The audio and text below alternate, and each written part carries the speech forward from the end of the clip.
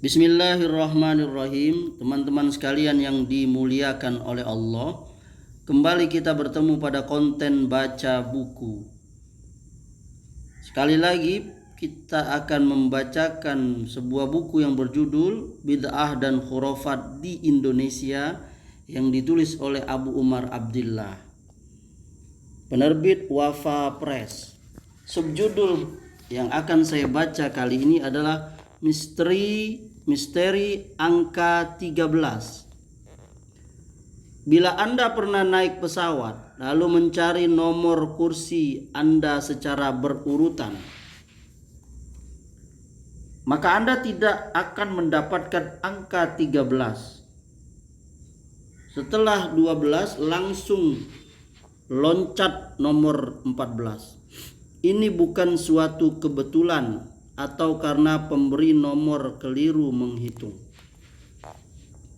tapi ada faktor yang diyakini bahwa angka 13 adalah angka sial. Hal yang sama dilakukan oleh kebanyakan pemilik hotel, rumah sakit, atau bahkan gedung-gedung bertingkat. Tak ada lantai ke-13. Meskipun sebagian pemilik usaha itu hanya mengikuti selera pasar yang menghindari angka 13, bukan karena pemiliknya meyakini. Tapi sebuah artikel ilmiah di Smithsonian Magazine Februari 1987 berjudul Triskaidekaphobia, ketakutan terhadap angka 13. Psikososiolog Paul Hoffman melaporkan hasil risetnya bahwa akibat fobia dengan nama ruwet itu, setiap tahun Amerika Serikat dirugikan minimal $1 billion Amerika Serikat akibat absenteisme, pembatalan perjalanan darat, udara, dan laut, sambil memerosotkan kinerja ekonomi, industri, dan bisnis pada setiap tanggal 13 setiap bulan. Apalagi bila kebetulan jatuh pada hari Friday. 13 dalam mitologi Eropa kuno adalah angka sial, unlucky number.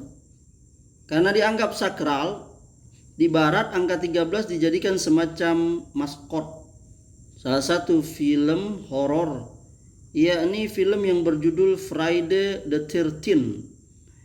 Indonesia pun ikut-ikutan membuat film Lantai 13. Begitulah, angka 13 menjadi momok karena diyakini sebagai sumber kesialan.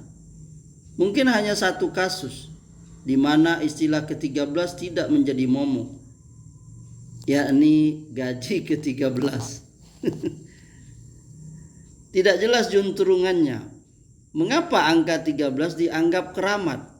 Satu versi menyebutkan kepercayaan tahayul dan aneka mitos ini berasal dari pengetahuan kuno bernama Kabbalah. Kabbalah merupakan sebuah ajaran mistis kuno yang telah dirapalkan oleh dewan penyihir tertinggi rezim Fir'aun, yang kemudian diteruskan oleh para penyihir, pesulap, peramal, paranormal, dan sebagainya. Terlebih oleh kaum Zionis Yahudi yang kemudian mengangkatnya menjadi satu gerakan politis. Mereka dikenal dengan kaum yang suka mengotak-atik angka.